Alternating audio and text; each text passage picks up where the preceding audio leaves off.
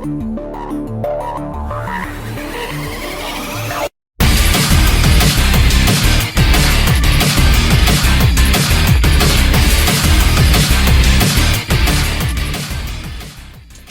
everybody, welcome back to Visual Novel Book Club. I'm not your pal Slow Beef, I'm Turbo C, and he told me to do this for some reason. But with me as always is my good friend Devious Vacuum. Hello, welcome back everyone. And Oren Ronan. Hi everyone. Our pal Jim. Hey everybody. And Pullahoko. Hey. And that's all of us. Yeah, unfortunately, Slowbeef got turned into goo because he broke the rules. Anyway. I was like, okay, look. I specifically said I was going to be late, start without me. And everybody's like, I don't know, do we start yet? And then I might jump in and it's like, oh, we just started. And I'm like, well, what? Oh, fine. Well, then just do it, Turbo, whatever, I guess. Uh-huh. The badger comes late. I'm sure it was very hard for you. Mm-hmm. Well, okay. Oh, Slowbeef is the player. Slowbeef is the guy joining Dangan Werewolf in VR. Well, you guys at home are missing now we're talking to each other with video, so we're like doing all of this stupid shit that you guys can't see. Yeah, usually you can only hear the stupid shit. Right. All right, so last time we read up until May 15th, so May 13th and 14th. Mm-hmm. And we left off with the first game over, where Haruaki was killed by the big bad wolf. We watched the hint sheep, and we teleported back to the choice that we have now unlocked. And that choice was to stay in the bathroom and not go outside, and therefore not get killed by the wolf. And as we had hoped, Haruaki remembered the alternate route. It came to him as if it was his own memories, but he doesn't totally understand why. But he remembers getting killed by the wolf, and so he doesn't go out, even though it is against his nature. And he says that a lot, that like running out to help people is the type of person that he is, and forcing himself to not do that is very difficult for him. Is that what he's saying? I thought he was saying that it's because he's curious, not because he wants to help people. Oh yeah, I guess so. I guess he kind of like, yeah, he's a little bit selfish. He keeps like correcting, don't worry, I'm still a coward. I'm just very curious all the time. I think he's kind of lying though. Yeah, he doesn't seem like a coward. Yeah, Haruaki is kind of up and down in this chapter. Like, he's in the bathroom and he's thinking about, there's somebody trying to open the door. What if it's the werewolf? What if it breaks the door down? His plan is to bite the werewolf to death. That's foreshadowing, though. And in my notes, I was like, well, does that mean that the werewolf becomes like a Haruaki wolf and starts driving motorcycles? Yes. And crashes them, defeating it. So right. I think that's a good strategy. But I just realized biting the werewolf is a foreshadowing for how another character dies later. Yeah. I think they're hiding something about Haruaki, though. There's something going on there that I'm not sure what, because they keep kind of avoiding like what he's studying in school. He hints it has something to do with medicine, but it's not med school. Yeah, and they call out how calm he is too. Like they specifically, I think Jimmy mentions it multiple times. Like, how are you this relaxed? What's your real story? Yeah. Well, he's actually an intern at Umbrella Corp, and that's. Doesn't it feel like something like that though? Like I've been dealing with these people for years. It does actually. Like he's the source of the mist or something. Like we find out later, but we'll get to it later. But I mean, he doesn't say that he is like he says, "Oh, I took some classes in pathology." Like he doesn't say that he is he doesn't explicitly say. I expected him to be like, "Oh yeah, like I'm in school to be whatever. What do you call it? The person who figures out how people died." Who does autopsy. Forensic pathologist? Yeah, forensic pathologist. That's what I was looking for. The word that comes before pathologist. But he's not. He's like, oh, I just took like some classes, but I don't know for sure. So I don't know. I mean, it could be anything. Something's going on because this guy that that can't fix his bike and makes all these stupid decisions in the first act goes into the second act like, okay, here's this crime scene, here's all this evidence, here's my theories on who it is, and all of it makes sense. And it's like, when did you suddenly become competent? What if he's just genre savvy because he plays a lot of video games? Because he does reference a lot of video games. He does, yeah. It's a possibility, yeah. Live, die, repeat. Mm-hmm. Doesn't he even make like a joke about that at some point? Like, I was like I'd probably just start over or something. I feel like there's some like reference like that. Just like a video game. And he references Resident Evil again and also Silent Hill. Oh, I caught the Silent Hill one. I must have missed Resident Evil. I wrote it down. I know when we get to it. Yeah, he's talking about how real life barriers aren't. Oh, yeah, he talks about waistline I think the barriers. specific line is like, you could just walk around it. Fuck. Mm-hmm. Yeah. So stuff like that, especially for those of us in the call who have experienced the Nonary game, that trilogy. Like, if you were somehow put in that situation, like if you've watched all the Saw movies and then you were suddenly in a murder trap, like you would probably react differently than somebody who hadn't had, experience, like who hadn't seen all that media. Not that it would necessarily help you, but you might have a different emotional reaction. I don't know. We'll find out. Maybe he's a murderer. Maybe they're all murderers. There's something important in like that very first choice where it's locked off that you can like kind of reminisce on something, So there's something like he's hiding from himself, or at least us, or something, But. I don't want him to end up being James Sunderland from Silent Hill, because he's already like kind of dressed like him as well. And he's got the hair and stuff, and like I'm kind of like, I would rather you be Leon than James. Who spoilers for everyone who hasn't played Silent Hill 2, killed his wife. Okay. So anyway, he survived the night. Yes, he makes it. Now it's 5:13, and Chiemi comes and gets him out of the outhouse in the morning. And he didn't sleep. He just stood there in the outhouse like the entire time, wide awake, waiting. Yeah, he's just stood for like 12 hours. That sucks. He must be like, this game does not talk about very much about like the physical discomfort that he must be in, but like everyone must be in such physical discomfort just starting off. Like he's not eating regularly. He just had to stand up. He's not sleeping. Like, to be like, it's like setting everybody up to be impaired in their decision making. So when Chiemi comes and gets him, his first question is about the scream that he heard. And she's like, I don't know. Well, that's what we have to go figure out, who it was who died. And they go to the student dorms, the apartment building, and everybody seems surprised that Haruaki survived. And the two boys, Yasunaga and Mochi, are like, oh wow, you're still alive. Oh, didn't expect that one. We get a nickname too for Mochi. Oh yeah, he starts calling him Toilet Man. Yeah. Poop Man. Poop Man, yeah. Pooping Man, yeah. Oh god. And the reason why everyone's so surprised is because as they arrive at the crime scene, and the reporter, Mamiya, has been like dismembered, like folded and dismembered. Yeah, like not just killed, like the corpse is just destroyed. It's like a pile of goo. But it's all one connected piece.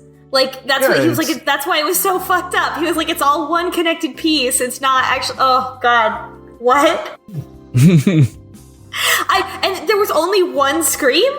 Like... Yeah. So, she must have... It's interesting, some of these... All of these murder scenes are, like, really grisly, and yet... Like, there's, like, one scream. There's, or, like, no sign of a struggle, which makes me feel like they were killed and then dismembered. Like, to be scary on purpose. Right. I hadn't thought of that. I guess it's like notable that they weren't eaten like you might think like a wolf would do if it was killing something, you know what I mean? Rather than just like, I'm gonna fuck this body up real bad for people. Yeah. I'm a sick bastard. They're gonna know, you know? Yeah. But this is where Haruaki talks about how he's a graduate student in some kind of medical related field. Like maybe he's a biology graduate student. Again, working for Umbrella, but not like he's like I've had a class on pathology, and this is where Chiami's like, is that why you're so weirdly calm about all of this? And right, and he still doesn't really get what everyone is talking about. But I'm on the fence because also just like it's totally reasonable that some people would react to these type of like extreme stress by just turning everything off and focusing. And we see Yasunaga do the same thing later. So it's not totally outside of the realm of possibility that he's just like that. Yeah. I still feel, I mean, it's like, I agree with that, logically, but I feel like the game is still like interestingly pointing out, like, you know what I mean? Like with Chiemi, like specifically saying like that like they're trying to hint at there's something going on here, you know? I feel like there's a lot of like red herrings about our character and Chiemi both potentially being the murderers. Like it's like kind of like messing with you because you might immediately jump to thinking that sort of stereotypically. So I'm not sure where they're going to go with it. There's definitely something going on with Haruaki because, as we see from the first victim and the second victim when we talk about them, they're both people that broke the rules of the game, and as a result were turned into piles of goo as like a sign to say, hey, this is what happens if you don't, follow the rules of the game. But when he was killed, he was out at night, which was against the rules of the game, but he wasn't turned into goo. He was just like attacked. So I think that maybe for whatever reason, he's like not subject to the rules of the game, whatever that means. Yeah, well, he also did break them this time too. He didn't know about it, but he was supposed to be asleep and purified himself or whatever. Bathed or whatever, yeah. Mm-hmm. So for whatever reason, he's immune. They talk about it at the dining hall. On the way to the dining hall, we see that also Haraki's bike and the news van have been completely destroyed. And it's just all of his work was for nothing. And Yudai Hashimoto, the photographer, has also been killed in the same way. This is also the time where they're just like, oh yeah, we can't call the cops and everything is fucked. This is the horror movie, like kind of. You're isolated here. Here's all your MacGuffins for why you have to follow the rules of the game. Right. Yeah, the power line is cut. The phone doesn't work. They're completely isolated. They're surrounded in mist. I appreciate it because I feel like the Nonary games in particular are really bad about this because it's usually characters very like drolly saying, no, you can't do that because of this. No, you can't do that because of this. No, you can't do that. You know what I mean? So it's just like, let's just get it out of the way here, Well, Haruaki doesn't accept it, like you can't escape if he tries to. And also, did you notice that the dorm has electricity? It's just the dining hall that was cut? Yeah, it was so the phone that was out, right? Yeah, the phone line and the electricity are cut to the dining hall. But not to the rest of the village. Or I'm not sure everyone ever has electricity, but at least the dorm does. They specifically mentioned it later. Mm-hmm. So they finally get to sort of the main square, and they see on one of the big rocks, there are two sort of diamond spiral shapes that have been painted onto this big rock, presumably in blood. And those are the same shapes that appear on the necklace it says in the intro screen. There's 3 of them, and so Chiemi sees those 2 shapes and is like, 2 wolves have snuck into the village, and this symbol means the wolves. And we learn later there's a maximum of 3 wolves. So right now there's 2, but there could be 3, and there's probably 3 because that's why the necklace has 3 on it in the title screen. Has this happened in this village previously, like within anyone's lifetime? That's a good question. No. I thought not, but like everyone's very familiar with this. Taiba says no. I've never experienced it, and I'm 70. Yeah, but They speculate the old man did go to one of those. Yeah, could possibly. Oh, yeah, that guy. Oh yeah, but he's useless. Yeah. He's great, though. I don't know why I like him. I just do. So my crazy speculation, I have no idea if I'm right or not, I may look like a genius in the end, is that since there are time shenanigans going on, that the older man is one of the other characters, maybe even Haruaki himself. Huh. I didn't think of that. I thought for sure there'd be time shenanigans, but interesting. I do like that. Or he was the previous. He previously took on that role of whatever Haraki's doing now. Perhaps. Yeah. I see. While we're talking about Loop, did you want to bring up the name stuff that you found, Oren? Like Raging Loop, you mean? Yeah, I just mentioned in our chat that before the game was localized, they had a different way of writing Raging Loop in English letters, which is like Ray, G, N, Gu, Du, P with hyphens. Okay. It's interesting. I'm not sure if it means anything, but Right. It came up to me because like loop, if you spell it L-U-P, has a different meaning. It basically means wolf. So I was wondering if that was intentional or not. Yeah. So it refers to the werewolf that's attacking everyone, and also the loop that's going on. So clever type. Also, the werewolf's probably mad, so that's why there's raging. Yeah. I was thinking it was like a party, like a raging kegger, but like for loops. Like this is a fucking loop, man. Let me tell you. Yeah, man. It sure is. Yeah, right. It fits.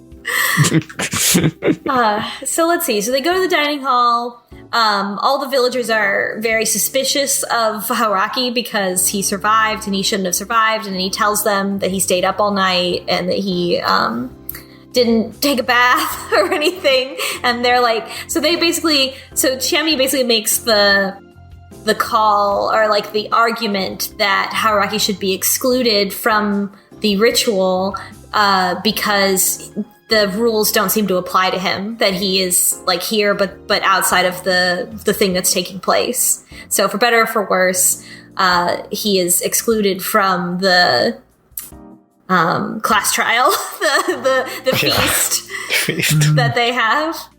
So we finally learn Rikako's surname. It's Uematsu, and we also, the little girl's name is Meiko. I don't know if we knew that from last time or not. We didn't. And about Meiko,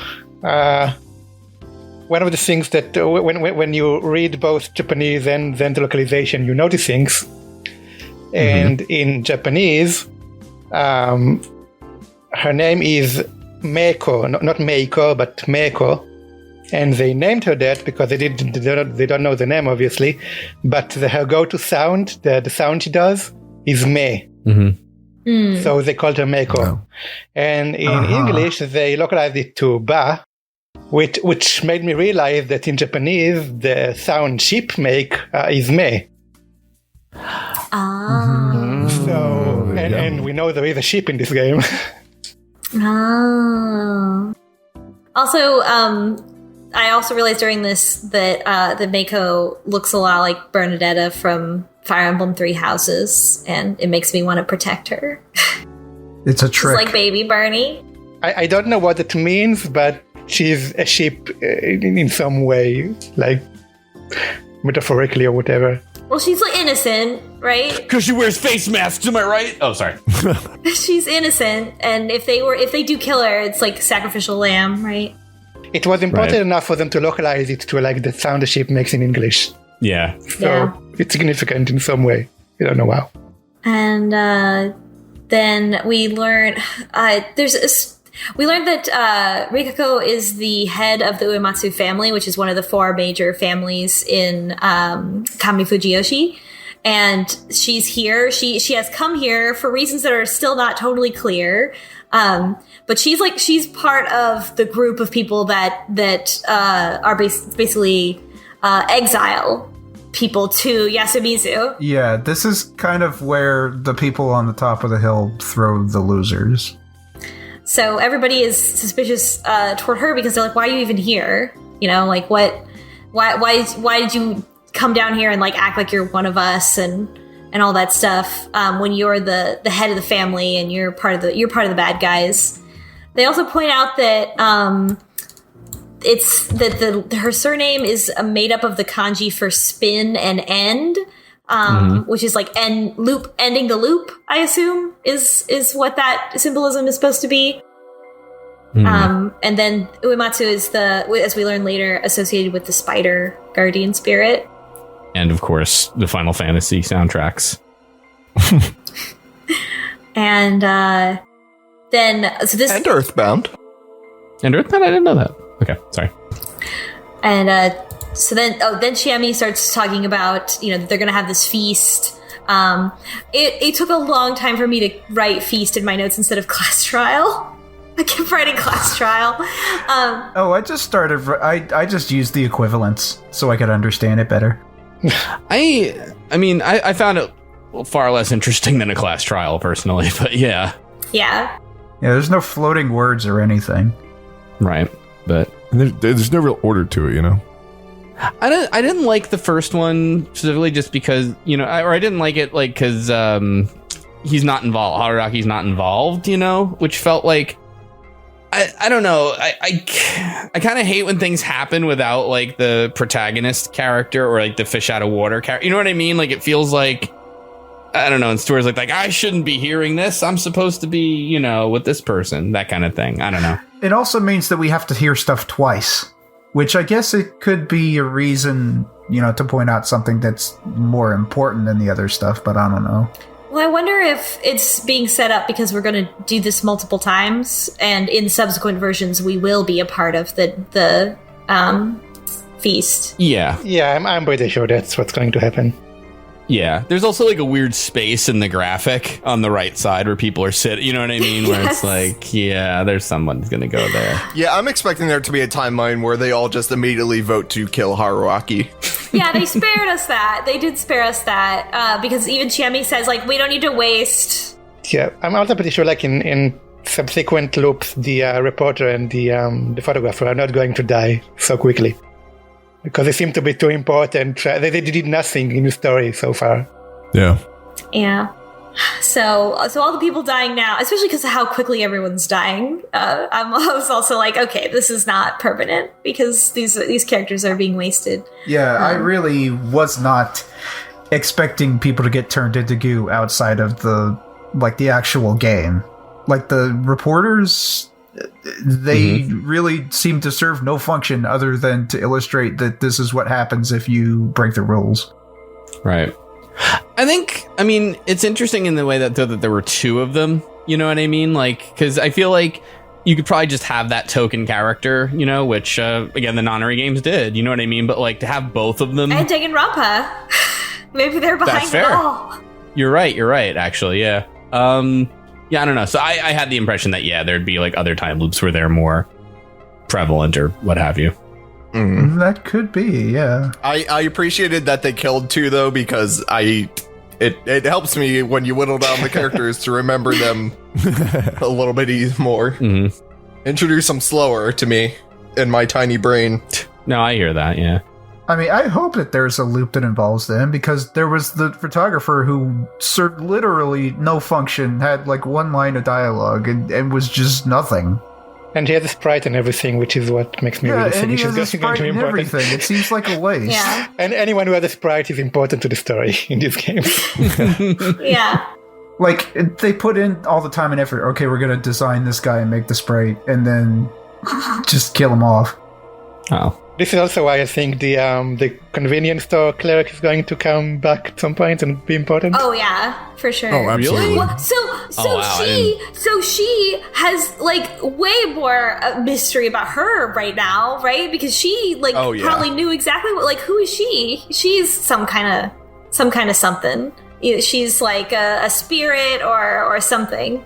What's her animal, I wonder? So yeah, there was something I noticed when I started playing this session, because I wanted to turn down the volume, so I looked into the settings, and each character has their own little voice slider next to them and the convenience store clerk is there, so we're definitely going to get more of that. Oh yeah. Yeah. Well, as long as we're doing some meta, I will tell you that. Oh no, maybe not then. Okay, but I will say I've confirmed something that I shouldn't have, spoiler wise. So watch out for your Steam screenshots. I'll put it that way. You know what I mean? Because Okay. Yeah, because they're nice, and like there's some that were like, go click here because it's got a spoiler, but one or two I'm like, oh, I see a thing that's gonna happen. So a little bit more about the sort of mysticism and lore behind this. So they talk about the mountain, which is Shanai, and that the mountain is what they worship. And they talk about having seen God, referring to this great Lord Shanai, the spirit of the mountain. And the wolves are not just called wolves, but they're also called Okami-sama. I guess that's how you say it. Yeah, Okami means wolf. Like, as you know from the game called Okami. Yeah. It's about a wolf. I never played it. Is it good? Yeah. It's got a wolf in it. You play a wolf in it. And you use the motion controls to draw. Also, the wolf has a flea that talks to you. Adorable. Not unlike this game, which is not adorable. And you murder a person each night. It's very colorful. So the elders agree to exclude Hauraki because the rules don't seem to apply to him. And Shemi says, we don't want to have to waste our hanging for the day. So that's exciting. They are going to kill someone, just as the rules of werewolf/mafia.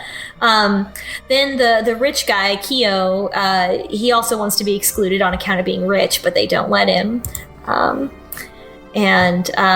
Takumi takes Hauraki to a cage where they keep wild game that they catch, and he's not mean about it though. He's very polite about it, and he's like, sorry, we'll come get you after this is over. And Hauraki is like, look, like there's a murderer on the loose, so I need an alibi of being locked in this cage, so it's fine. He goes to sleep. He's like, hey man, can I sleep here? And Takumi's like, what? And he's like, I didn't get any sleep. So yeah, it's another trope for like the hero to be like, I'm unconcerned, I can just go to sleep right now, let me tilt my cowboy hat down and I'm off. Nothing to do with me. I mean, to be fair, he was in a bathroom standing up for like, days or whatever, but like 12 hours. Yeah. So now we get to see what happens in the dining hall without Hauraki. And one of the things that immediately jumped out to me is that Mochi is wearing a dress and a bow. And I was like, what is this? But it is confirmed later that Mochi is not trans. He's just eccentric. He's gender fluid. They don't explain it at this point. They let us just watch the entire feast like that. Yeah, and you're like, what? What's happening? Oh yeah, it's like they just present you with this picture and like nobody mentions it. It's just there. Yeah. I know. So yeah, Mochi is eccentric and cares not for the boundaries of the gender binary. But yeah, so that sort of threw me. Well, he wears the dress because apparently he has no other clothes except for his school uniform. Yeah, so he borrowed clothes from Haru. So, in the feast, Tae explains the rules of werewolf. May I? Yes, please. Okay. Pullahoko. So, this is where I start getting interested because we kind of said this in the last episode where it is kind of fictionalized, storified werewolf, and it is. They go into explaining that there are a set of kind of guardian animals that are taking place in this feast, as well as the werewolves. There is a snake who is able to ask the mountain who a wolf is. There are 2 monkeys whose power is that they know each other. The crow who can ask the mountain if the one who was hanged was a wolf, and the spider, which can ask the mountain to protect somebody from the wolves for the night, but they can only do 1 person a night. And these are just basically role cards. Like, the guardians are fickle about who they choose, the guardians choose them, so it's basically the roles are getting dealt out to certain people. Yeah, what I find interesting is that the 2 of those are very basic werewolf roles, which is the one that can tell if someone is a wolf and the one that protects. Yeah, it's the alter ego. Yeah. Yeah, but the other 2 the two monkeys, I was not familiar with a role card like this. I wasn't familiar with that either, and that was interesting because now I'm thinking about it because I've spent like 3 years balancing these kind of roles and tweaking them, and it's like, well, is that too powerful? Is this? No, I mean, it doesn't seem too useful. They just know that two people who know that they're human and the other one is human too. Well, no, this actually is useful, and they go into it later, but. Yeah. From a gameplay balance perspective, if you are the two monkeys, your best bet is to reveal yourselves immediately, because the worst thing that can happen is we learn, that we already know that there are two wolves in this game. The worst thing that can happen is the other two wolves will counter you. But then that just tells the rest of the survivors, like the humans, because the humans have no reason to lie in this. Except in cases where you don't want to be. Well, actually, I take that back. In this game, the werewolves all know each other. I think they just assume that. We don't have any evidence that the wolves know who's the other wolf is. Yeah, they do kind of assume that, though. It could possibly be that they don't. We are not told a lot of things here. I mean, there's definitely some clarifications that could be made. Right, but if we go under the assumption that the werewolves know each other, the worst thing that can happen when the two monkeys reveal is that the two werewolves counter. And then what that does, it tells the rest of the humans, okay, of these 4 people, there are 2 werewolves among them, because the humans wouldn't lie about something like that. So it actually makes the game harder for the wolves if they decide to counter that. So it's a completely safe move for the monkeys to reveal. Is it okay if I throw down like a $10 adverb? Thematically, do you think that the wolves were once the people and now they've like taken over as like a wolf person? You know what I mean? Like if it's if they got body snatched. Yeah, and they kind of go into this later where it's like, I don't know if they're like actual werewolves or if it's like like the guardian animals for the other people, where the werewolves are just kind of told, hey, you're the werewolf, you have to kill somebody or you're going to get turned into goo. They explain that the legends they're basing this ritual on says that the wolves come kill someone and take the body. But then, of course, Haruaki immediately says that doesn't make any sense and that there must be something else going on here. So my theory here is that it's like the wolves are also a guardian spirit, and this is just the gods having fun, and this is their game. Yeah, but then why would anyone who's a wolf actually do it? Or why not like work with the humans and say, I gotta kill a couple people, just get rid of me so we can get, you know what I mean? Yeah, what are the consequences? Yeah. I'm not sure if the people that are human are conscious of their murdering, like. Oh. Yeah, if they are truly werewolves, then they like don't remember. I think they know they're werewolves. Yeah. Yeah, they might have an idea. Because if they're like werewolves, like science fiction werewolves, right? Then they would have no memory of what they did, which is, right, I think, a possibility that they would not. They believe that they are human. How did it work in Twilight? They could. You're not falling for that trap. They knew in Twilight. It was a lot more straightforward. Well, yeah. Haruaki does bring it on though later that he talks to Chiemi, I think, about it and asks her, like, if you were told you were supposed to be a wolf now, would you actually be able to kill anyone? And he said that there might be some people who will, but most people won't. Right, and then they kind of suggest that you would be given something that would make you either believe that you were doing the right thing or that you had no other choice. Yeah. Anyway, the last role that I also wasn't familiar with was the one that can tell you if the person that they decide to kill was human, was a werewolf or not. Which means that when they kill someone, they don't know.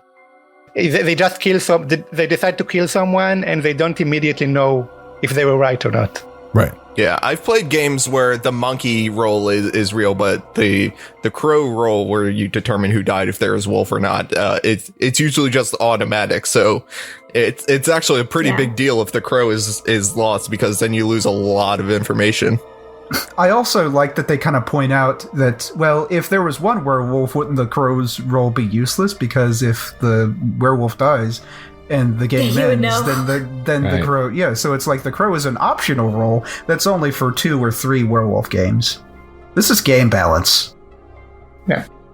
Yeah, it's and then Haruaki even like talks about it with Chimmy, and he's like, so that means that when you kill someone, like if they're the wolf, they don't like transform. There's no indication, which I think is really fucked up, and also lends credit to the theory of like there's not as much supernatural stuff going on as you think that there is, because there's no indication that the murdered person like is any different than they were before. Yeah, there's no magical transformation. Yeah, my thought is that it's going to end up with the only supernatural thing here is that he's coming back from the dead. Like he's in a time loop. But I think the game is leading us to everything else is explained somehow. Well, there is another thing. The Guardians apparently mark the people that they choose, so like a mark appears on their body. Yeah. Yeah. So how? Yeah, it's a very elaborate thing that's going on. And even as I start talking about it, some of the members of the village are like, this is possible, right? And even Haru in particular, the girl, is like, God doesn't exist. This can't be real. I love this line. Yeah, I think most of them seem to just like be going through the motions, but don't actually believe they're going to do this and kill someone. Mm-hmm. Yeah. And they don't. In the first day, they decide not to kill anyone, which is interesting. Mm-hmm. Yeah. Haru brings up a good point of like, isn't this probably just some serial killer using the myth as cover? And the grandma just goes, God does exist. Yeah. And that's the entire reasoning of why this is... Like, the two are not precluded from each other, but... So strategically, is there any point to not killing anyone in Werewolf? I don't play a lot of it. I mean, not if you're playing it and the people that you're killing aren't actually dead. Then Right. you should probably kill someone. But these are real people, so you shouldn't just kill someone. Yeah, their reasoning is that they have nothing to go on. Any person that they vote would just be a random guess, and it's not worth the risk. Sure. Yeah, it's hard to know, like, basically you would only want to kill based off of, who died, and, that would be your information. Why would they target this person? But since the two people that died weren't targeted by wolves, you got nothing. You're rolling the dice. Yeah, it's kind of the same reason why you do it in the real game, too. Is it's not really fair. It's not like, oh, you all just guessed at somebody in the first round, so now I'm out, and I'm just going to sit here and watch. Mm-hmm. Yeah. Mm-hmm. I am pretty interested in the aspect of this game of like, these are like real quote unquote people now that are experiencing this meta game. And so a lot of your logical like things of like why you would reveal, even though it might make you a target, it makes it a lot more difficult. Like someone might be less precluded to say, I'm the detective and I found someone, because they know they're going to get targeted by the wolves tonight, even if they kill one wolf right now. And yet, that doesn't stop Takumi from saying, I'm the snake. Right. Day one alter ego claim. It's a powerful strategy, but he doesn't know what he's doing. Well... Or does he? There's that, right? Yeah. Yeah, I honestly think Takumi's a wolf. Oh, really? So I think he's a villager, and he just called that out to say so that he could be protected by the spider. Who? So here's what I think. Here's why I think Takumi is a wolf. So let's say you and me, Slow Beef, were the wolves, right?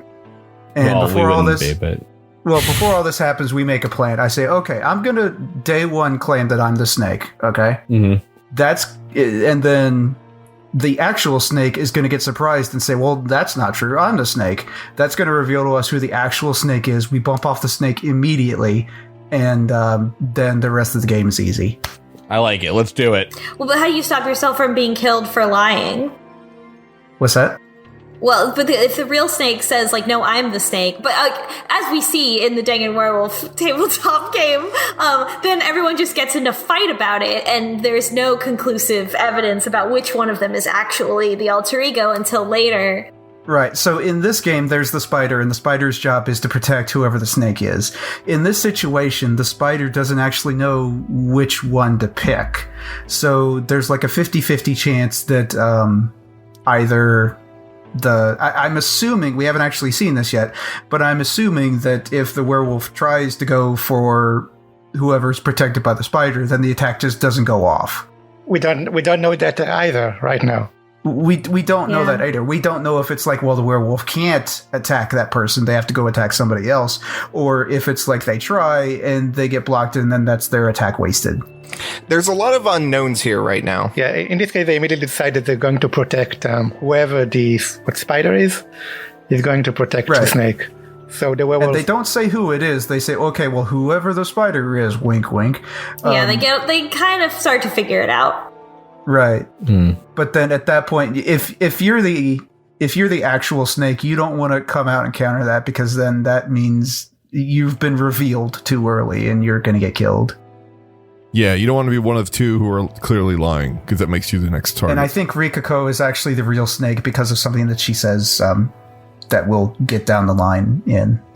And then there's one guy who's sort of just like strategizing for everyone, who's just like, oh, we should make a vote on who the snake investigates. And the spider Yeah, this is something interesting, because apparently they're able to vote in whatever way they think is appropriate. Like, there could be one person who's designated as the voter, or it could be majority vote, and majority vote is what they choose. Well. And Kinosuke is like, he's the one pointing out, like, don't talk about the details, because you're like giving information to the wolves, which I think does definitely lend credence to the theory that Takumi and Kinosuke are the wolves, and that they colluded about this. And because even Haruaki says later, he's like, if I was the wolf, you have to balance how much you talk, but you also have to give like no useful information. Like, you have to like contribute nothing to the conversation but still talk, and that's what Kinosuke is doing. So my question is, do all the people know like the roles or before that meeting? Because we had the old lady explaining all the roles and the rules, but like, if people knew about them beforehand, then they can strategize, like Pullahoko was saying, I claim snake or whatever. I think it just didn't hit them that it was really happening until like after this. Okay, so she was just sort of rehashing, like, okay, no, this is real, here's what we're doing. Yeah, and then we find out later, like, the monkeys are Mako and Mochi, which are like not useful. Like, right, if somebody older and more like coherent had been chosen as the monkeys, then they might have revealed themselves right away, because it would have been obvious to them that they should. Well, this also kind of, it could possibly point back to Takumi being the wolf, because, or somebody there being the wolf, because if you were smart and you knew what these roles did, you would encourage the monkeys to come out immediately. And it was actually Haruaki who says this to Chiemi and says, hey, Chiemi, I think you should get the monkeys to reveal. Yeah, it does make it seem like Takumi and Kinosuke are suspicious because they didn't immediately suggest that. But also Yasunaga doesn't, but he's younger, so. This is something that comes up in Danganronpa a lot. So if you are fake claiming and you claim to see somebody as innocent or on the side of hope or whatever, that's a really easy claim, because whoever that you pick, you could just pick anybody. And if they are innocent, then they're going to say, yeah, I agree, that's true. If they're not, then, because in this instance, they're going to say yeah. Yeah, they're going to say yeah. You're not, it's the easiest claim to make. You're not going to argue that. So I think that's why Takumi might be a wolf. Yeah. And but they try to reason their way through it. Like Yasunaga says, Takumi should declare who he will investigate so that he can't lie about it the next day if he doesn't get the results that he would like. If he investigates someone he cares about. And the person that they choose to investigate, Kinosuke says, investigate me because everybody hates me. Everyone is suspicious of me. So I need to clear my name like right away. So much like myself when I play Danganronpa. So they're like, okay, fine, I'll investigate you. And then, yeah, they choose not to hang anyone. There's a lot of progress that doesn't get made in this meeting that I feel like it is just sort of like inexperienced players running out of time, right? It's like, oh, you have 3 minutes to talk about this, and they just like didn't know what to talk about. And even though 2 people were like brutally dismembered, because it's not one of them, I think that it also still isn't really real to them that like there's really people are really going to die. It's just a couple of outsiders. Who cares? Right. So Chiemi and Takumi then retrieve Haruaki from the cage afterwards, and Takumi notes that he is going to go dispose of the bodies, and he's going to go throw them into the river. And Chiemi takes Haruaki to the scary place where he was before, which she says is called the Graveyard of the Hanging Pine. So this is the tree that they hang people off of during this ritual, and it is, in fact, a graveyard. And she explains a little bit more about their religion, and because she says even that she herself has seen God, so she has had some sort of communication with the mountain Shinai, and she's like, God is way scarier than anything that's going on here, which is a very strange thing to say. Yeah, and it comes up a lot. I mean, they're kind of in a world where God's forcing them to play games, but like for real, you know what I mean? Like, yeah, I feel like it's always like not quite an accurate thing that the Japanese to English translation just refers to, like, just straight up like talks, like translates kami to God, as if, because I feel like for a Christian, like a primarily Christian audience or monotheistic audience, it's going to make you sound like you're talking about a monotheistic God rather than a God, one of many gods. Like the kind of God Sonic would fight at the end. Yeah. Sonic fights God at the end? Yeah, the Iblis. I'm sure he Iblis does. trigger. Yeah. That's right, yeah. Oh, I thought he just fought robots. Not anymore, my friend. So no, you've got a lot of Sonic lore to catch up on. Let's just spend the rest of the podcast on that. So the story. I've got a dot text file I'll send you. The story for why all of this happens is that so originally the wolves were one of the groups of guardians. Like, so there were 5 guardians, and the wolves were one of them. But the wolves were also still kind of shit. Like, they were still kind of mean and bad for some reason. Okay. The people, the humans, teamed up with the 4 guardians that we still have to kill the wolves. And they did. And when the wolves died, they went to Yomi, and they joined forces with the Yomibito, the people from the other side, the dead people who live in the river. And now the wolves are against the humans and the other spirits, and that's like the underlying backbone of this story. So that, to me, also says that perhaps the underlying theme of this is to restore the wolves as one of the guardian spirits, like to broker some sort of peace through communication and like resolving whatever underlying issues are going on in the village, like maybe by resolving their drama. That's what a wolf would say. She also explained that last part where the humans betrayed the wolves is like specific to what's the name of the village? Kami Fujiyoshi or Yasumizu? No, Yasumizu. Yeah, she said that in Kami Fujiyoshi they still worship the wolves as guardians. And it's just that here in Yasumizu that they kill the wolves and they're coming back. Oh, right, because she talks about how Kami Fujiyoshi has a parade, and in that parade they divine how many wolves there are going to be. So that's very curious to me. Like, I wonder what, like, maybe the wolves are like they were sort of the punishment givers, like the jailers, the executioners, the pyramid heads. Yeah, of Kami Fujiyoshi. And so the people in Yasumizu who were exiled fought back against their oppressors, because those were those wolves are what Kami Fujiyoshi used to punish the people in Yasumizu. But what does it mean? I'm interested to see what the wolves actually are, because they kind of bring it up a couple times where it's like, well, if the wolves hate people this much, why is it that they have these rules that they have to follow? Like, Yeah. why can't they just kill everybody? Why do they have to do it like this? And so then Chiemi also explains that the way that people are taken over by the wolves for the ritual is that the wolves kill someone by the Saranaga River and take their form, which is why we're like, oh, are they like body snatchers or what? Which is very interesting because when we meet Chiemi, like the first thing we think is like, oh, was someone swept in the river? And then Chiemi's like, no, I'm here. Hello. So lots of potential. Like, I mean, this whole time there have been red flags about Chiemi that have either been jokes or something else.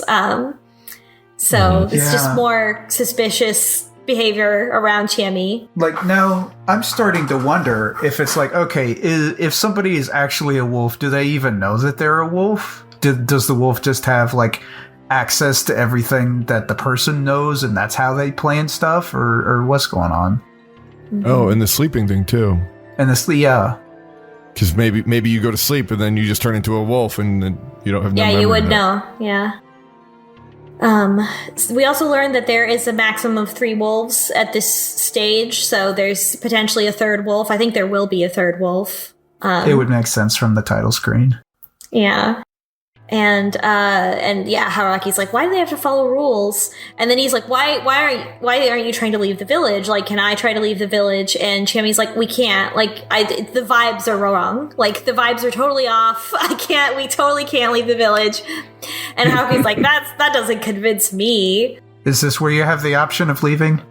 Not almost, but before that, Haraki like teases Chiemi and kind of talks like they're gonna go out on a date later and stuff, and like now that he's not gonna die, she like is like, well, I don't know, maybe. Like, she's like like she was clearly like fucking around with him because she thought that he was gonna die, and now that he's not dead, like she's taking his advances actually seriously for the first time, and so she's really embarrassed. She's really embarrassed. Like, I'll give him his last wish. Yeah, and then like, make him feel like maybe.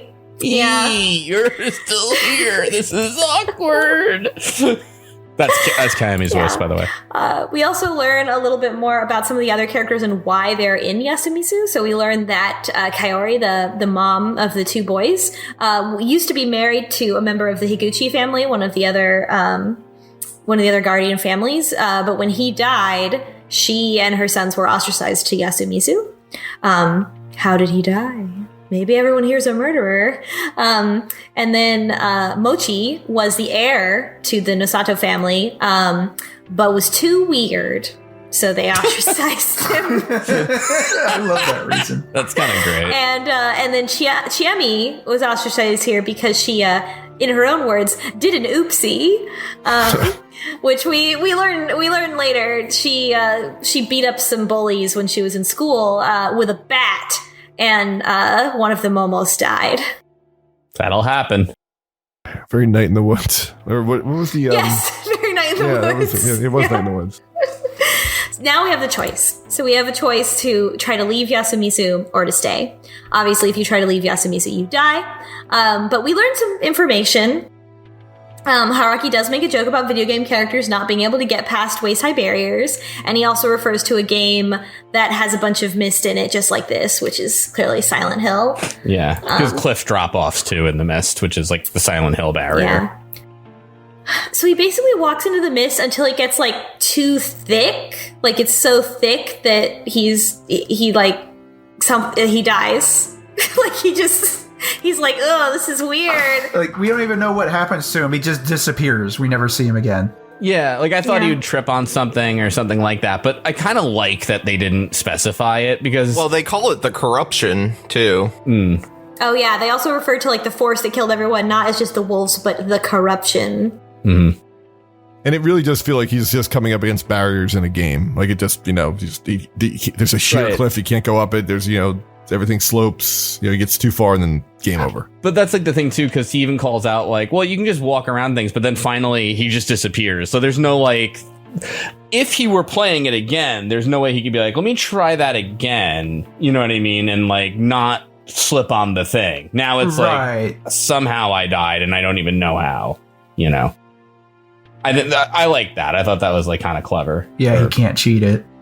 Yeah. So we get no keys from this. We learn nothing from this. But yeah, he does mysteriously disappear and die in the fog. Mm-hmm. And so if we don't make that choice, if we make the choice to stay, then Haruaki finally asks why Chiemi is stopping him from eating any food while he's here. And she says, yeah, you're right. I am doing it because just as insurance, because I'm worried that if you eat the food, then like you will suddenly become part of everything that's going on. So he agrees to keep eating ramen. And he even, when they go to the dining hall, he asks Kaori for hot water instead of tea. Because he's like, well, you've been using hot water to make my ramen, and like the water's from the village, so like in for a penny, in for a pound, give me some water. Right. He asks more information of the other villagers. Kaori says that this is her first feast. He's like, has this happened before? And they say not within living memory, unless the wolf man, the old man who cried wolf, which we would never know. Then Meiko is there, and Rikako comes in, or Rikako comes in and follows her shortly after. And Rikako has come across as like very aloof and mysterious up until now, and then she trips and falls on her face and cries about it, breaking her sort of mysterious facade. And then Haruaki realizes that she's just a regular person. She is capable of feeling emotions. It seems like she is trying to act a certain way that is befitting of her status. And I guess that's why she also dresses differently than everyone else. She doesn't appear to be a sort of like priestess or shrine maiden, because Haruaki like points out like, oh, I thought that you, or somebody does, like, I thought you were like a shrine maiden or something like that. And nobody says like, yes, she is. Like, she's not that. She's some other. But she does seem to have a spiritual role. Mm. Yeah. Right. She's a Shinto priestess. Yeah. Haruaki, yeah. And people imply that perhaps like her job or something that she was trying to do here was like cleanse the corruption in Yasumizu. Maybe? Yeah, there's like the implication made that she's not doing her job or something. Yeah, and she says like she believes that her place is here in Yasumizu. It's unclear like why she came. She seems to have come here of her own free will. And I think she likes dressing like that and just doesn't want to like own up to it. And just like, I have a role here, and just sort of making it up. But that's just me. Yeah, it does. I agree. I think she is bluffing. I think she was sent here for a reason. That I think she did something wrong, because she seems to be very unsure. Like, she sort of has very low self-esteem secretly. And like, I feel like that something happened. Like, she did something, and I think she may be banished here and just sort of keeping up appearances. She's punished for breaking the fourth wall and talking to us in the beginning. But she like internalized it. She's like, I belong here. So like, whatever she did, like, she internalized it as like, I messed up. Like, maybe she exiled herself here because of something she did. And she like internalized the blame, like it was all her fault. And so she came here.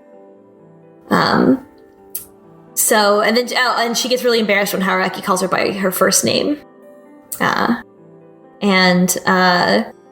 Then she leaves, because she's embarrassed. And then, Haru and Yasunaga show up, the teens.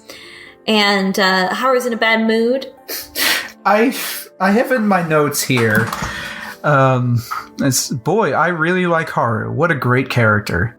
Like, I can't even remember what she said, but it's like, I can't stand Haru. I hate Haru.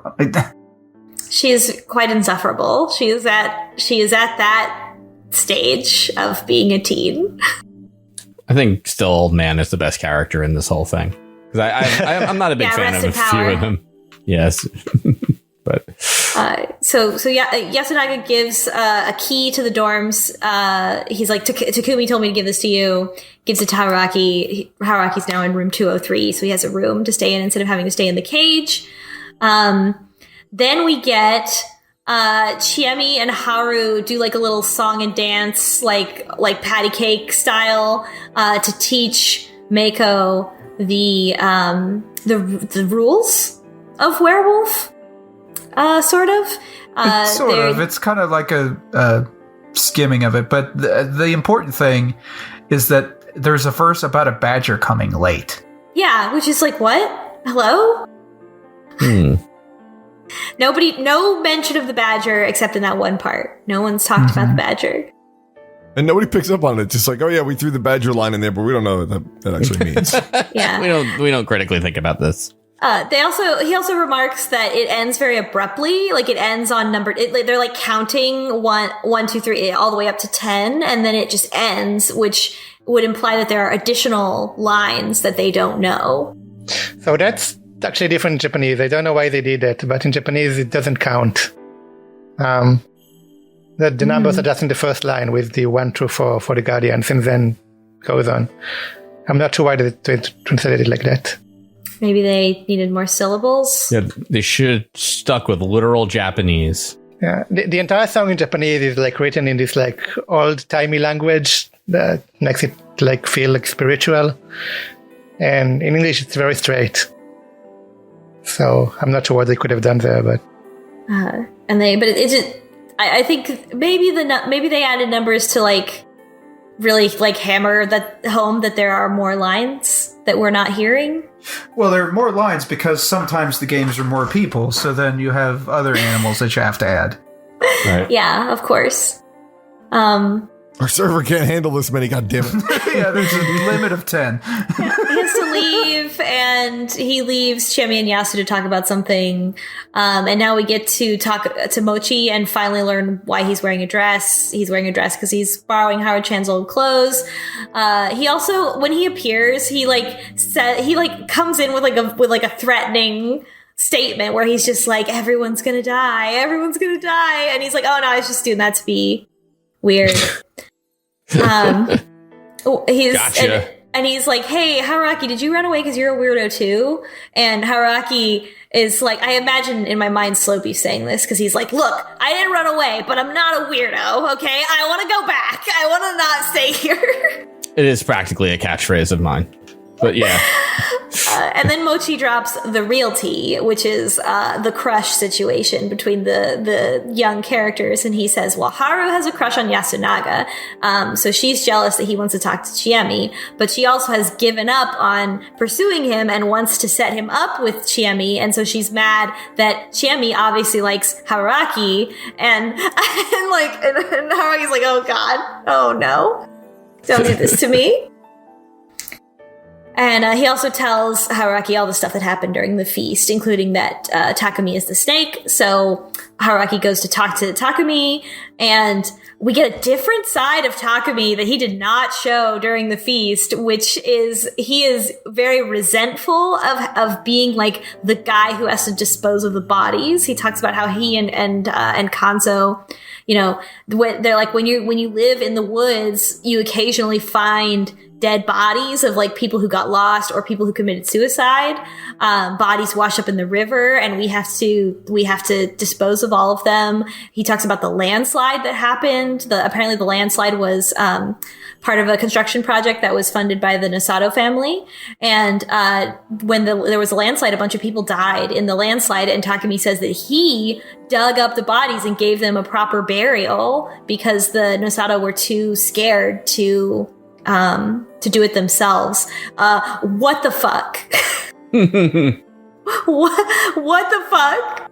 You'd think like he's such a big guy, people be intimidated, but it was just like, hey, you're a big guy. Could you go shovel those bodies out of here? Get to it. Yeah, I guess. I did it last time, but whatever. That's so fucked. Like, it definitely gives you like reason to believe that Takumi could be the wolf, because he's basically like proving that he has the sort of fortitude to do these kind of things. Or wait a minute, what if he's not the wolf, but he just hates everybody so much? He's like, fuck it, go wolves. Like, I'm on team wolves. Oh, maybe if I get to the end, it's like, fuck these guys. Yeah. But the reason I don't think he would, and I think that he would resist it no matter what, is because he's in love with Kaori. And I think that would stop him from whatever he was going to do. So that's why I think Haruaki's theory about some sort of like some motivation for the wolves is interesting, because what if the motivation is like, well, if you do this, then everyone else might die, but Kaori will live, or she'll fall in love with you, or something like that. Right. Haruaki determines, after hearing all of this, that Takumi just really, really wants to protect Yasumizu at all costs, and like he doesn't care about outsiders. He's just very sort of singularly focused on protecting Yasumizu, and it makes him sort of a liability, because he's not willing to suspect that suspect that others are lying. He's only assuming that it must be outsiders. And then Haruaki and Chiemi talk about like we would talk if we were playing a game. They talk about like, if I was the wolf, this is what I would do next, and so like we have to be careful. And they talk about like what we've talked about how the wolves would probably prioritize the person who's most useful to the group, or also the person whose death would disrupt things the most, like psychically for everyone. Mm-hmm. And then Haruaki does have a line where he says, "For some reason, I felt like if I died, I'd just go back to the starting point." Yeah. Which is very spot on. Like, give me a break. It's a little, yeah. So all night, he can't leave, but he looks out through the mail slot in his door and to see if he can see anything. And he wakes up after falling asleep, leaning against his door. So my dude is not in top form. Chiemi shows up, and we have another joke of like, haha, she's a murderer, but not really, because she shows up and she's wielding a knife, and he's like, ah, and then she's like, no, it's for self-defense. I put it away. It's just, for me, for self-defense. And then they head to the dining hall together, with the kids, with the teens. Haru looks bad. Haru looks really shaken about something real bad, and they meet. They decide to split up into teams to find everyone, to make sure everyone's accounted for, and to figure out if anyone died overnight. And Yasu's younger brother Yoshi is missing. Yep. So everybody's worried about that, and Haruaki goes with Kiyonosuke and Takumi to look for some other people. And on the way there, they talk more about Rikako, and they say that she came here of her own free will, and they are suspicious of her. Takumi has a strong feeling before they find her, and they find Mako, so they're okay. And then Takumi, before they even get to Kanzo's house, he like feels like, yeah, he's dead.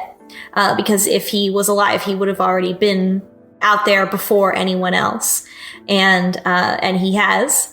So the grandpa of the village, he was killed, and he was killed in a different way than the bodies from before. He was killed by basically having his head smashed, but no other part of his body destroyed. Yeah, and Haruaki immediately, hey, I know this trick. We have to see if it's really him or not. Yeah, so he looks at his teeth. Yeah. Yeah, he looks at his teeth. Haruaki's very genre savvy. So I think he's just played a lot of video games. Right. But apparently it really is Kanzo. Yeah. Well, he tries to trick Takumi first. This is fucked. I think this. Yeah, it's like a little too detached. Yeah, he's like, did he have a gold teeth? He's like, no, he had perfect teeth, and he always bragged about his perfect teeth. He goes, yeah, just kidding, like just give me a little reverse psychology. He's got good teeth, which is like, wow. I was testing you. That was just, yeah. Yeah, like what an asshole. Yeah, that was a little over the line. It was pretty obvious that it was him. Yeah, it was at this point that I was, wondering exactly how the werewolves operate, because up to this point we've seen people just be completely dismembered, ripped apart, goo everywhere, and here they make a point that it was like done very intentionally with a blunt object. There was even stuff moved around the room to try to hide evidence. So is this just a person doing this? Yeah, Haruaki immediately figures out that it's very weird that the wolf killings are seemingly done by humans, but the ones that are due to corruption, he saw an actual werewolf outside before he died. Yeah. So it almost makes it seem like, the real rules are just like, don't go outside. Yeah. And the murders are totally optional, which is interesting. Haruaki, he examines the crime scene to an extent. There's no sign of forced entry, so he says the murderer must have been someone that he trusted. And there are also bloody footprints in the shape of flat sandals, and there's only one set of footprints. So there was just one murderer. He also mentioned that the place is wet, like someone poured water around, but it doesn't seem to be to conceal the footprints or anything. It just like someone just splashed water all around. Doesn't know why. Mm. So the fact that these things are not resolved really gives credence to the fact that we're going to loop around multiple times and solve all of these details. So so Takumi and Haruaki together have to go dispose of the body by throwing it into the river because he's so heavy. And as they're carrying the corpse to the river, everybody sees in the village, and Haruaki looks at Haru, and Haru is looking at her grandfather's corpse with a look of hatred. And he's like, I'm very suspicious of her. Then as they head out, they find out that Yoshitsugu was also killed, the tough acting teenage boy who wanted to pick fights with everyone. But he appears to have been killed by breaking the rules. So he has been dismembered. There are signs of a tough battle so he fought against the wolves, and in his mouth they find a clump of fur from the wolves. So it seems that he tried to, in his death, provide them with some sort of evidence or some sort of clarification. But Haruaki feels like this is a waste. They already knew that there were wolves. This wasn't worth throwing your life away. I thought this was more just the act of desperation. He's just couldn't he say something too? He fought to the last, thinking that he was just fuck it, I'm biting the wolf. Beat him at their own game, Maybe. Just like Haruaki was thinking when he was in the outhouse. So, it's also at this point, he just kind of like threw his life away and broke the rules. It's not clear why. We don't really get a reason why. So like it's very like, okay, this is not permanent. Like we're gonna reset the game state and stop this from happening. Oh, for sure, yeah. Yeah. Yeah. So as they are breaking the news to everyone that Yoshi has died, suddenly Haru disappears. And they're like, where is she? Has she been killed? They can't find her. And as they talk about it, Haruaki and Chiemi and Takumi, they're like, well, she probably ran away. And Haruaki's like, she seemed really distressed even before we discovered the bodies today, which implies that like maybe she realized that someone close to her is a wolf and it upset her so much that she just ran away. So Haruaki and Mochi go up the road, like where we went in the bad ending, toward the school to try to find her. And they again run into like the thick fog and the waist-high barriers, and they get lost. And they come across a landslide on the way to Kamifujiyoshi, which sort of is implied that the people of Kamifujiyoshi caused that landslide to keep Yasumizu from leaving. Yeah. Good luck with that whole curse. Yeah. We're out of here. So, they also find footprints, which is proof that Haru came by there, and they find her, and she has fallen in such a way that her leg has been impaled on like a branch. A tree sapling, right? That's what they say? Yeah, which is fucked like that. Oh my god. Oh, that's wow. And in order to free her, they have to remove it from her leg. Like, they can't just, like, snap it off or whatever. It's just, like, there's no illustrations in this game of any of the graphic violence, like Oren said last time. But, Yeah, and the entire time she's struggling and arguing against it, like, no, just leave me alone. But it's not a pretty picture. No.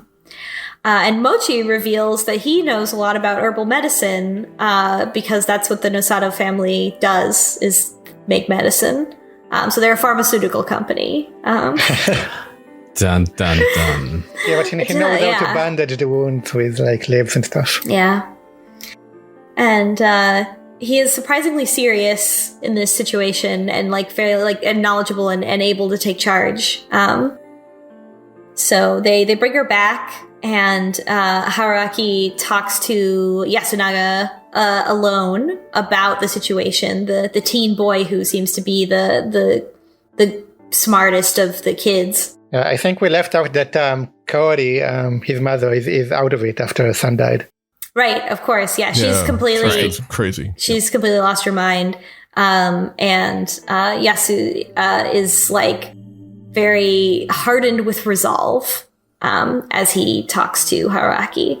And so they talk about, like, what could be the wolves' motivation and, like, to what incentive would make it worth killing others for. And basically, Yasu is like, if I find out that you were, like, I don't want to give you too much information because you might be working with the wolves. Like, I have no reason to trust you that much. And if I find out that you were, helping the wolves or that you were involved in this, I will kill you. And Haruaki's like, all right. Good talk. Yeah. Well, I'm not, just so you're aware, but, He also clarifies that he used to have a crush on Chiemi, but he doesn't anymore. And he's the one who says she almost killed someone. He said that she was the only older girl in around him, so obviously I had a crush on her. Yeah, he was like, I have to put childish times behind me. And he also says that she's usually very shy and that she, maybe university has changed her, which is also, is it really her? Has she been body snatched? Yeah. Mm. She's a total personality change. So they lock Haruaki in his room again to go have the feast without him, so he still doesn't get to participate. And then as Chiemi is locking the door and leaving, he says, "Look, tell the monkeys to reveal themselves." And so it gives her advice, and she's like, "I'll think about it." And they head to the feast. So we get the feast again. And it starts with Takumi saying, I investigated Kinosuke last night. He's human. And as soon as he's given the green light, he immediately tries to, like, take over the conversation and is like, okay, now that I'm human, I'm going to boss all of you around. And he's like, if you're not willing to put your life on the line for Yasumizu, basically, if you're not willing to be executed incorrectly, then it casts suspicion on you that you might be a wolf. How does that work exactly? But yeah. Or you just don't want to die. That's exactly right. It's just like, clearly someone who doesn't want to die is in fact. Well, you're just being selfish in that. So is he a wolf or is he an idiot? Right. Like, if the witch doesn't drown, then obviously she was a witch, but He's so, like, the stereotypical guy who's like, like, I'm going to be the captain of this lifeboat, like, I'm going to tell everybody what to do immediately. Yeah. Mm-hmm. So he's insufferable. They basically end up, like, going around and doing a vote, one person at a time. And so it goes down the line, and Tae, the old woman, is like, I vote for Chiemi because Chiemi's been arguing a lot against Kinosuke to be like, this, you shouldn't do it this way. Like, we can't do it this way. This is wrong. And she's like, I don't know why Chiemi's so mad. She does it after the old guy also votes for her. They do it like by age voting. Oh yes. The old man who cries wolf votes for her. She's like, this guy can't even speak. Does that count? Come on. Yeah. And then they go to Tai, and Tai says, "Okay, I will also choose Chiemi because she argues a lot, and she did try to kill that one guy with a bet." It makes Chiemi might be the third wolf. Chiemi might be the third wolf, and she doesn't know. She doesn't realize that she's a wolf. Maybe, but the old guy, I feel like he knows exactly what's going on, and that's his whole character, right? Is that he's incomprehensible, but he knows exactly the state of the game and the state of the world, and he just can't communicate it. Yeah, Cassandra syndrome. He seems to be enjoying it, though. Well, isn't Cassandra syndrome when you can't, like, people don't believe you? Like, this is just more like, I don't even know what the hell this dude's saying. What a weirdo. Yeah. Well, he kind of gets words out. He's going to get words out soon. He's just having fun with it. Yeah. He's vibing. Yeah. Just wolf, all right? How do you guys not get this? And he's just like, you know what? No, this is funny to me. I don't even think it's funny. He's throwing the game. He doesn't care. Like, come to think of it, he's like old. He's about to die anyway. Why does he care about this game at all? He's probably laughing. Oh, he is laughing. Like, literally, he's just like all the way to the bank. It's like, you guys can enjoy this game. It's like, I've got another, like, 3 or so years left. It's like bringing your one new friend into a role-playing game. I don't know. I'm gonna cast the best spell ever. I just did that. Fuck you guys. Yeah, exactly. So he's too old for this shit. So other people that people vote for, Takumi turns the accusations on Rikako, and he's like, "What do you know? Why are you here? You haven't told us like why you came here from Kami Fujiyoshi. Like, what are you even doing here? Like, I'm suspicious that you're involved in this." Which I think is a very valid point. Yeah. But I think also in line with Pullahoko's theory, if Takumi is one of the wolves, if Takumi and Kyonosuke are in cahoots with each other, right, then they may have identified that Rikako is the snake or is an important character and they want to eliminate her. I think Rikako is the snake because there was somebody who voted for Mako. I forget who it was. Takumi does. Takumi. Yeah, Takumi votes for Mako. Which seems to be really out of character. I mean, she voted for a 5-year-old girl. Well, his reasoning is that an outsider, we don't know anything about her. It's too weird. Still, he wants to kill a 5-year-old girl. Yeah, Rikako responds to that being like, well, if you're voting for her, I'm going to kill myself. Which seems to be a dramatic kind of like character thing. Like, you know, how could you? This is just a little girl. But I think that was her silently hinting that, hey, I'm the snake. I looked at her. She's a human. If you do this, it's going to be a big mistake. That's a good point. Yeah. And I think it makes a lot of sense in this particular setting that if Takumi isn't the snake, then the actual snake is a woman. Because they even talk about in the village, like how the women just like they don't speak up for themselves in the group context. They let the men speak, and so if a woman was the snake, I think that they would not, especially someone like Rikako, who's like very secretly very timid, would not like speak up and try to counter Takumi claiming that he was the snake right in the moment that it happened.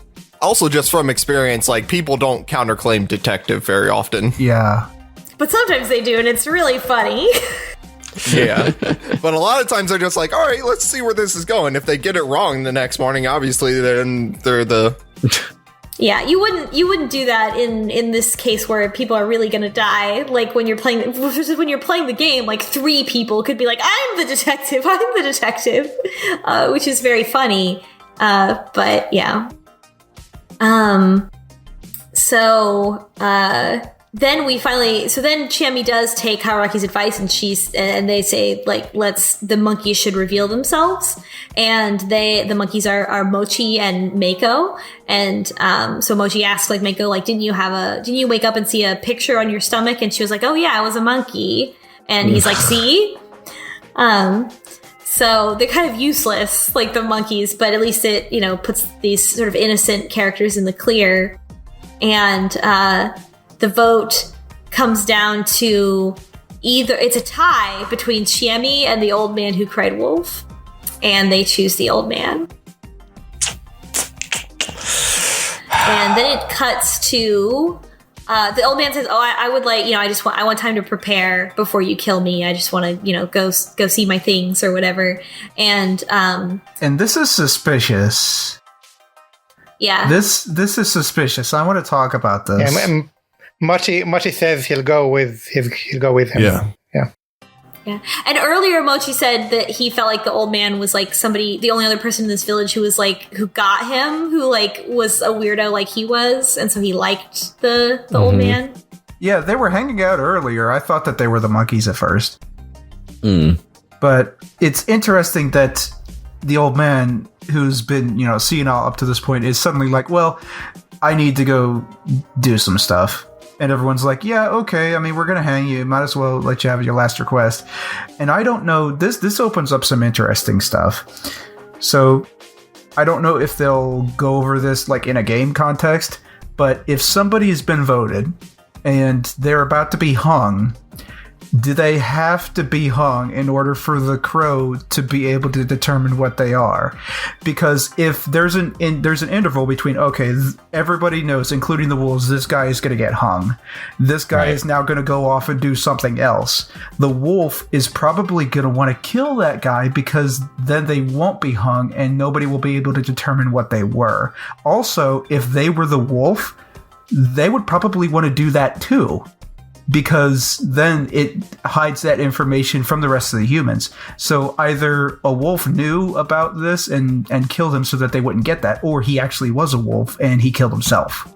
But then so basically what happens is he goes off, Mochi goes with him. There's a commotion outside the apartment. Haruaki jumps out the window, and they lock him in there. Like, he couldn't jump out that window. That would hurt him. And then he jumps out the window, and he specifically remarks that he wasn't hurt at all, which is again suspicious that he is incapable of dying in some way. No, but part of the reasoning was that even if he jumped out, he couldn't return to the room, so they would know he was out. So he jumps out and runs over, and basically the old man who cried wolf and Mochi have both been killed, and they have both been killed by having their stomachs ripped open with a knife. Yeah. Huh. And it's pretty clear it's a person did this, not a wolf. Yeah. Right. And what happened is that the rest of them, so Mochi and the old man went out, and the rest of them waited in the temple. And after an hour passed, and they decided to go look for them because they got suspicious. So who went out? It was like Chiemi, Takumi, Yasunaga, and Haruaki came out. Was that everybody? Haruaki only went out after they found the bodies. Yeah. So it was like a few of them went out to look for them. They split up, so they weren't together all the time.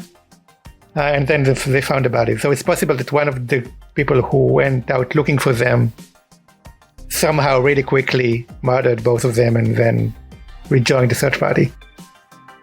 But it apparently only took like 10 minutes, so it's not likely that someone could actually do that. So thinking it out, I think that it has to be the old man that was the wolf, because the rule is the wolf can only kill one person a night. Mm-hmm. And the punishment for breaking the rule is that the corruption gets you. But the corruption can't get you if you're already dead. So I think the old man was the wolf, killed Mochi, and then killed himself. But why? But why would he kill himself? To hide from the crow. Why? To hide his role. To hide his role. Well, so what if he was one of the other. Well, if he was the spider or the crow, right?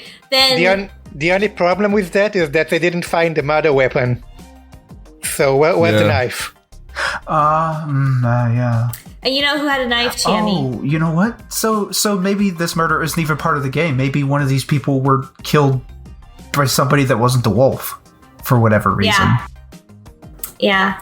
Maybe somebody thought that one of them was the wolf. Oh, damn. It's all going to end up being like some Scooby-Doo scheme. But Chammy had a knife. We know Chammy had a knife on her. Yeah, that's true. That's true. Yeah, I think it's a bit too early in the game for like these meta like pro move gameplays of killing myself so I don't get revealed. Yeah.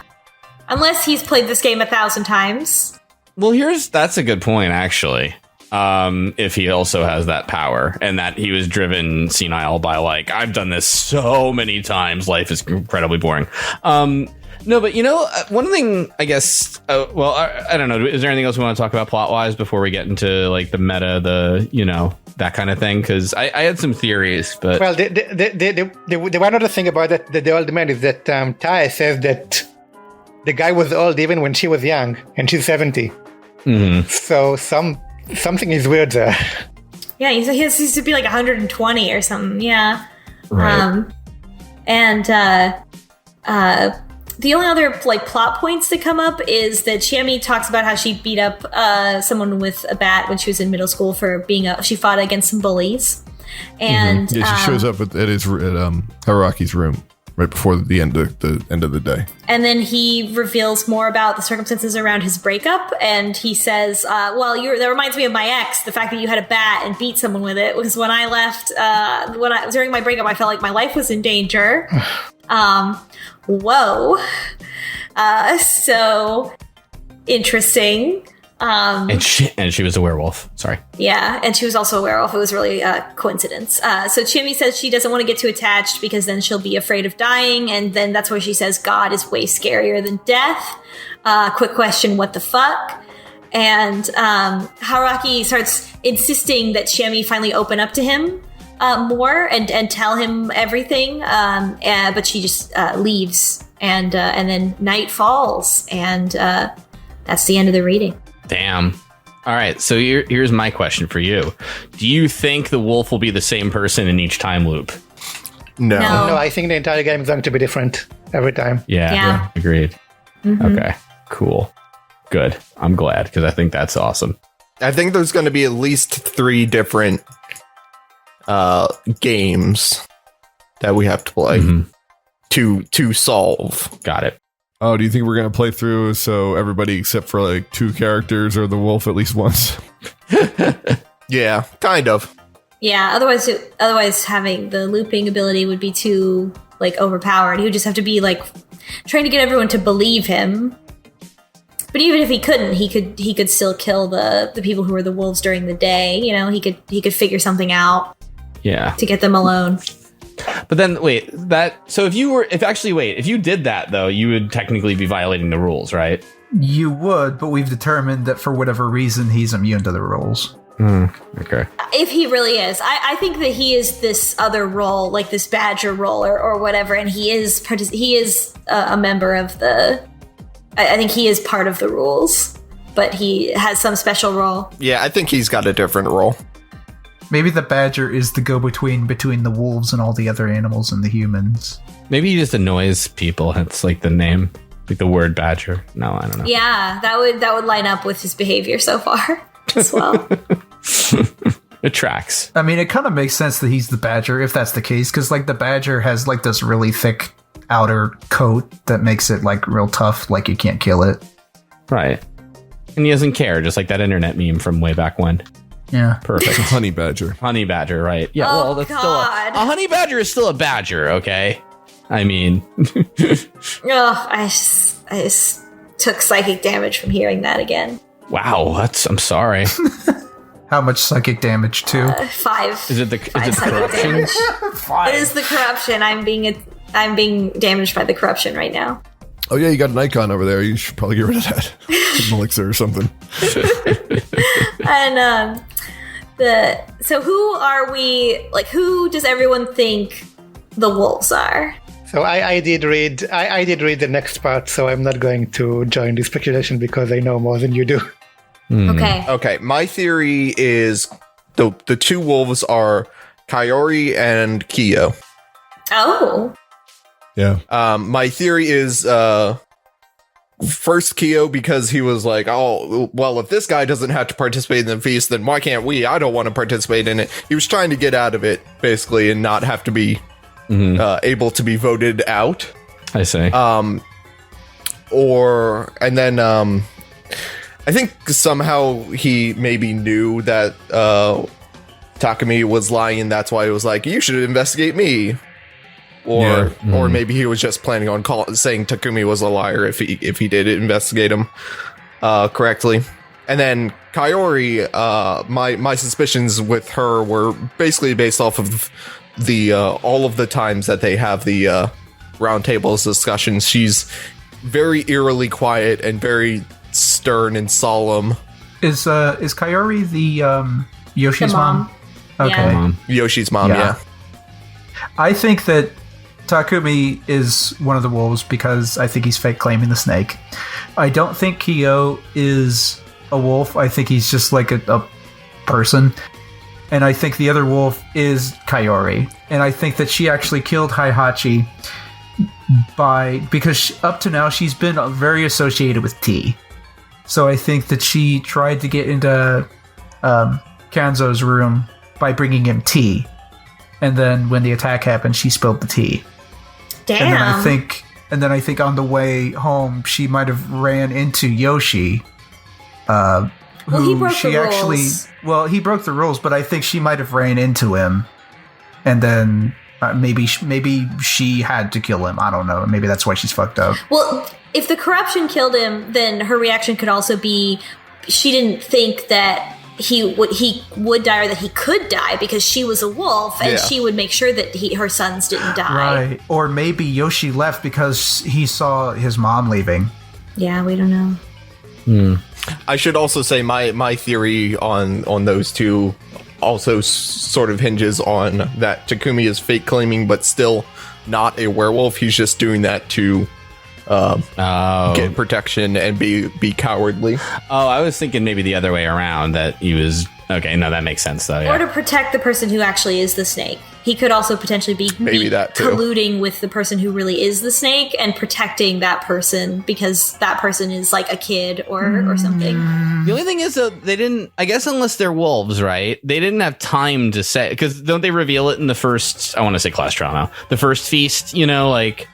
Where it's like, oh, I had a dream of whatever. You know what I mean? But they've known like all day leading up to the feast because they had a dream last night. Yeah, so, but that would also mean then that like, Takumi would have to talk to the person who actually is the snake and say, all right, listen, I'm going to say I'm the snake to protect you. Yeah, so it would have to be someone they would have really a trust for each other. The only tricky thing about that, though, is then you run the risk that the wolf kills the real snake because they can't because of the spider protection, Yeah, like it doesn't make any sense if you're a person to fake claim the snake because the spider will be protecting you. It makes a lot more sense not to lie about being the snake. Mm-hmm.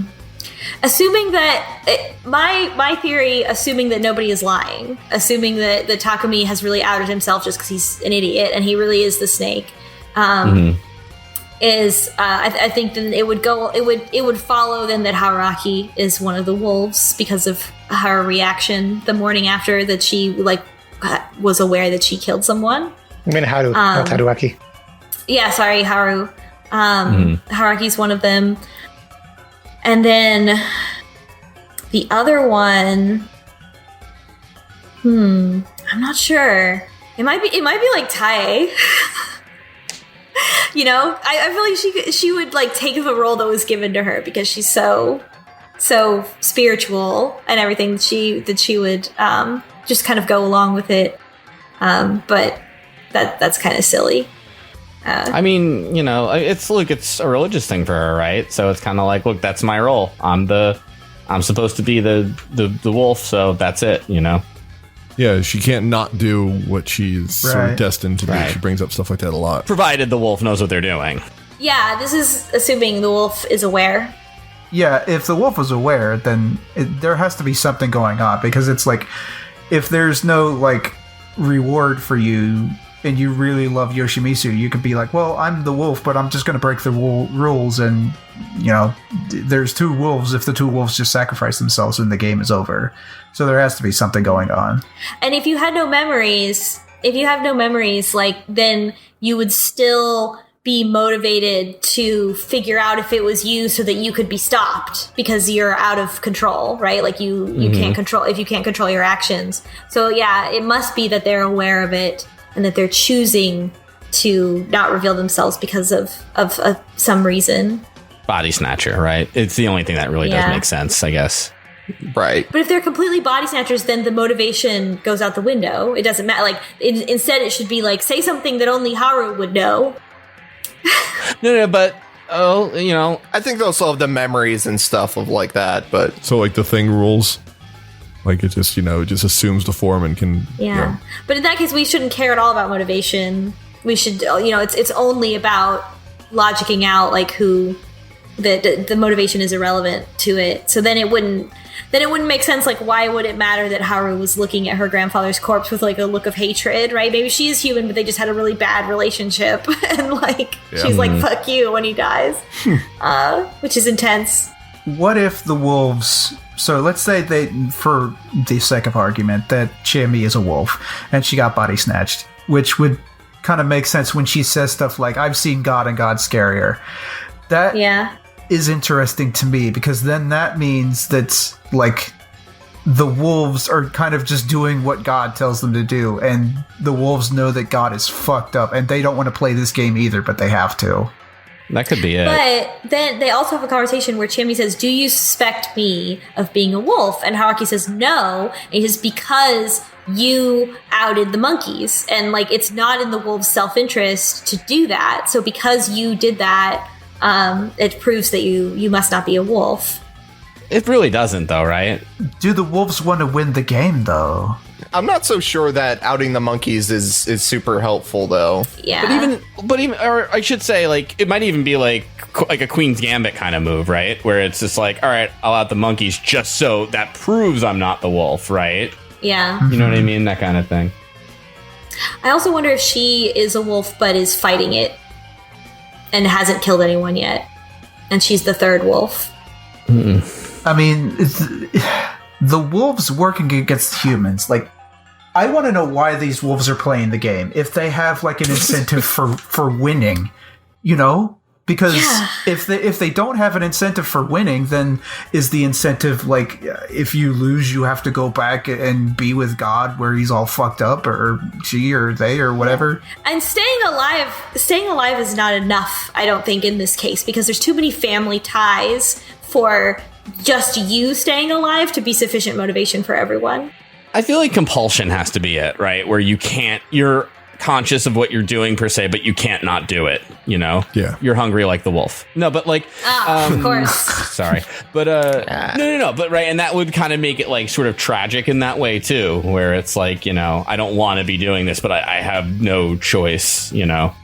Like the genie at the end of DuckTales. Yeah. Like, that's the thing with Haru, right? Like, if maybe her reaction was because she was taken over by the spirit of the wolf, but she was completely aware of her own actions the whole time. Like, she was awake the whole time. Yep.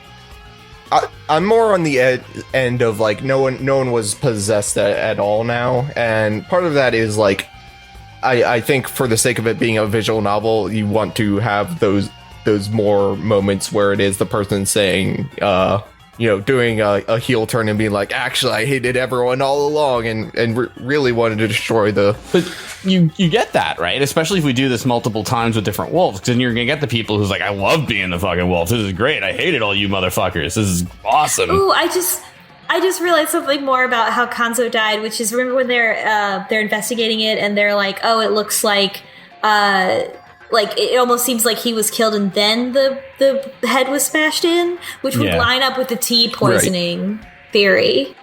Oh yeah, I see. Yeah, so I think they just got branded with the mark of the wolf, and they're like, shit, you got to play along or you die, and that's enough to scare some people, I guess. It depends, right? Because it's also like, well, then you're not going to kill one of your kids. You know, you're not. Yeah. It's tricky. I think that's a key factor because I think we should be factoring that in because it makes the more basically just because it makes the game more interesting. If it's just random people get snatched by Jason Voorhees or whatever, and now it's just they're killing indiscriminately, then I like that we're thinking more about the wolves than like the people getting killed. Well, you know, the fuck thing too is like if the wolves, like if the other wolf like kills your kid or something like that, right? Because there's that whole element too, also. Yeah. Can there be infighting among the wolves? Oh yeah, it's like what if your partner fucks up the kill oh man. It's like, what do you want? We're fucking wolves here. And it's like, yeah, but, you know, we're not monsters. Oh, well, I didn't mean it like that, you know, and then they have like a weird sort of conversation. But yeah. Yeah, they also theorize that there's like one wolf that's like the one that's leading, and then the other one that's just like kind of like doing what the other one says. Like one that's like a real murderer and one that's just kind of going along with it. Right. They kind of have to do that because if they don't, there's a chance that they could both kill somebody and then they both broke the rules. Sorry, wait, I'm not following. What do you mean? So if they don't collaborate, they can only kill one person each night. And if they don't collaborate their kills, then there's a chance that they could both, if they're both all doing their own thing, then they could both accidentally. Oh, what do you mean you killed somebody last night? I killed somebody last night. Right. Like, we gotta coordinate this, man. We've talked about this. This is game day, bro. Yeah, so they have to know who each other are in order for that. Unless one wolf is like passive and not doing anything. Or like, the wolf who's not pulling his weight. Hopefully we will learn more in the next reading. So what is our next section? Next section is not as long as this one was, but there's still some to it. Basically, you're going to read until you get to an ending. And this is an actual ending with the credits rolling. Okay. And inside at some point there is also like a quick bad ending that you can get. So when you get a choice, let me just say pick the option that's a more direct action first, because that gives you a bad ending. It's a really short bad ending. It's like a 1 minute bad ending, and then pick the other one. And yeah, we are going to get the first actual ending. All right. Nice. Can't wait. Mysteries will be revealed. The way things are going, I'm pretty sure wolves are going to win with this ending. They are. Yeah, but this first game is going to be resolved in the next section. Okay. Oh boy. All right, folks. We'll catch you next time for the next part of Raging Loop. Nice. Till next time. Ooh.